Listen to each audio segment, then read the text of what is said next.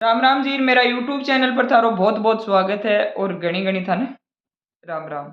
अगर चैनल पर नया हो तो सब्सक्राइब कर लेजो, अगला वीडियो को नोटिफिकेशन थाने यथाशीघ्र मिला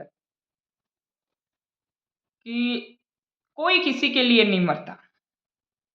ये बात कहाँ तक सिद्ध होती है? ये 100% सिद्ध होती है। एक देश का जवान मरता है देश के, बाकी और कोई किसी के लिए नहीं मरता है।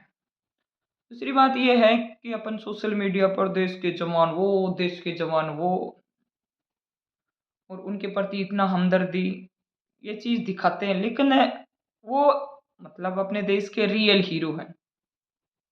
देश का कोई भी जवान इस देश का रियल हीरो है, जो अपनी आहुति हंसते हंसते दे जाता है।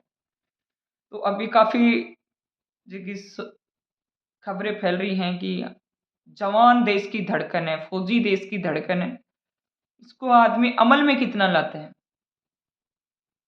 प्रैक्टिकल में हकीकत है क्या चीज़, बोलने को तो हम कुछ भी बोल देते हैं।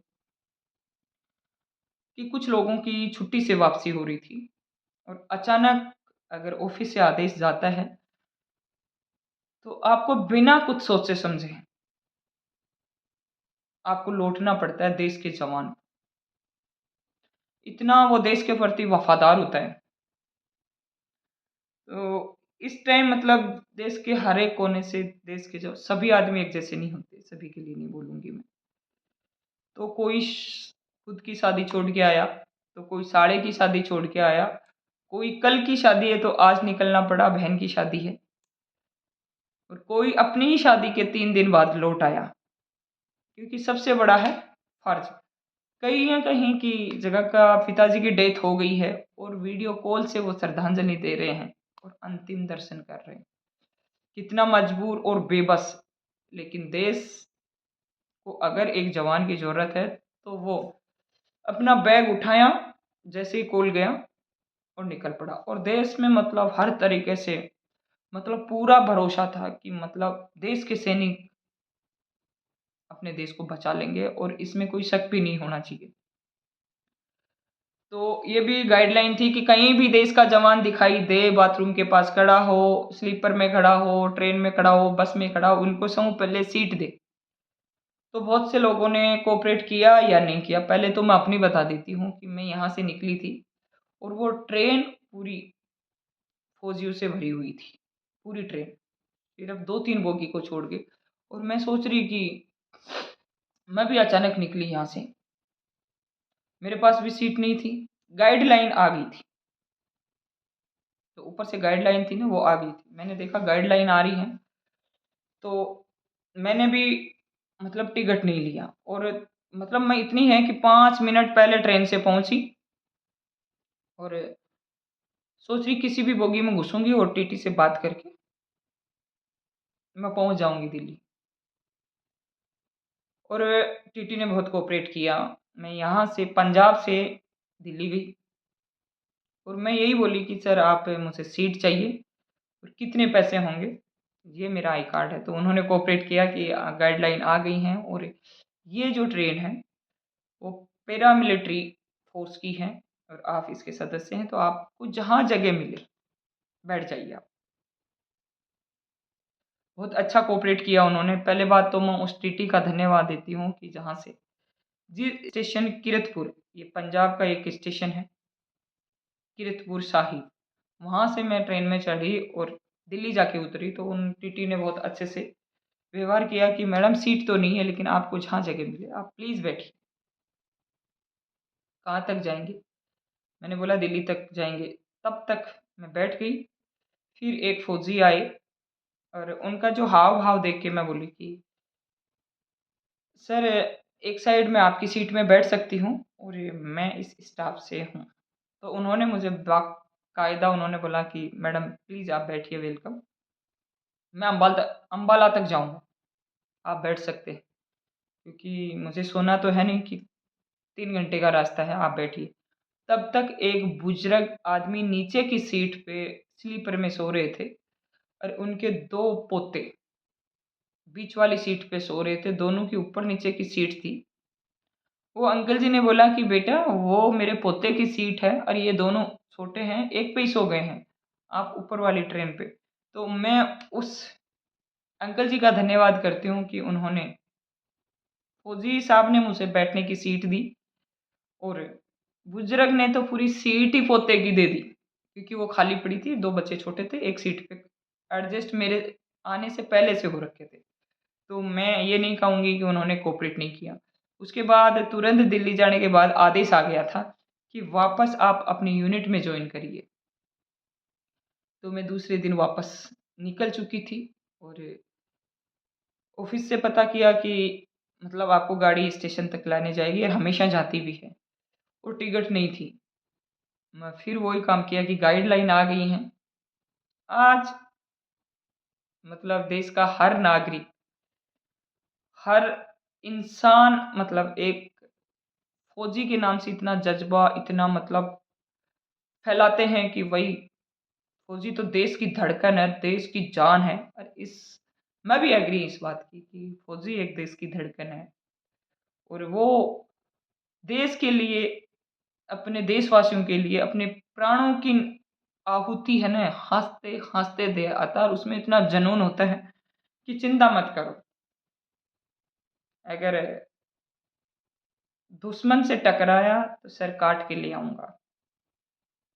एक नहीं 10 काट के लाऊँगा। वो जज़्बा रखता, एक का नहीं रखता।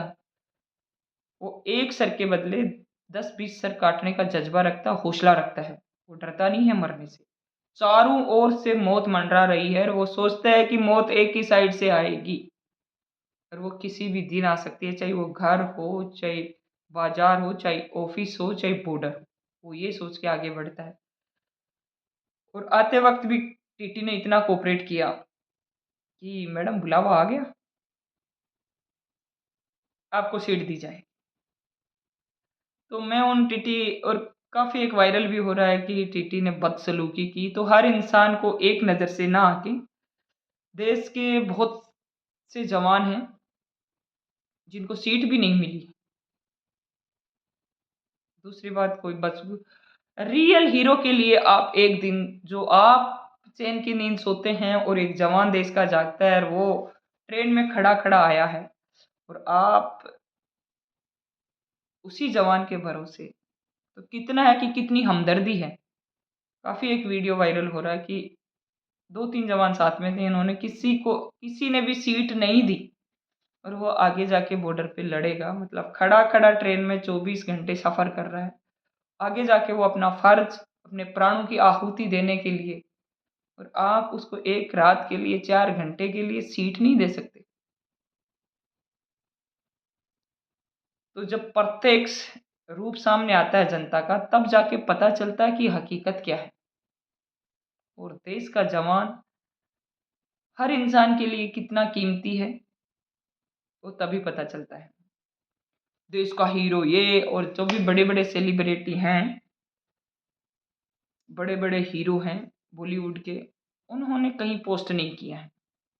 उन्होंने कभी भी जवान को मैं वो प्रचार कर दी, वो प्रचार कर दी, वो प्रचार कर दी, 2 रुपए कमाने के। लेकिन एक निस्वार्थ भाव से देश का सैनिक देशवासियों के लिए अपना जीवन दे देता है, तो उनको एक सीट क्या, बहुत मोटिवेशन भी देने की ज़रूरत है। बहुत मोटिवेट होता है वो, खुद होता है, वो अपने घरवालों को करता है, और गाँव इतना सपोर्ट करता है कि अगर रास्ते चलते देख लिया कि ये फौजी छुट्टी छोड़ के, छुट्टी कैंसल हो गई है और ये जा रहा है, तो देशवासी उसको, गाँव वाले उसको कितना आशीर्वाद देके अपने बेटे को सीमा पे भेज देते हैं कि तुम जाओ, ऑपरेशन सिंदूर में शामिल हो, और अपनी जो बहनों का, छोटी-छोटी बहनों का जो सिंदूर, इसका नाम सिंदूर क्यों रखा गया? इसमें बहन-बेटियों का भावात्मक रूप जुड़ा हुआ है, और ये सिंदूर एक नाम मात्र का सिंदूर नहीं है। हर देशवासी की भावनाओं से जुड़कर ये जो इस ऑपरेशन का नाम सिंदूर दिया है, और इसमें देशवासियों की भावनाओं को लेकर फौजियों ने इसे सिंदूर को कामयाब ऑपरेशन बनाकर और दुश्मन को अच्छी मात दी है। तो एक फौजी के लिए जय हिंद, जय भारत ज़रूर लिखना। निस्वार्थ भाव होके आपकी रक्षा करता है, देश की रक्षा करता है उसके लिए। और उसका जब वो शहीद होके आता है तो इतने नारे, फलाना अमर रहे, फलाना अमर रहे, के नारे गूंजते हैं।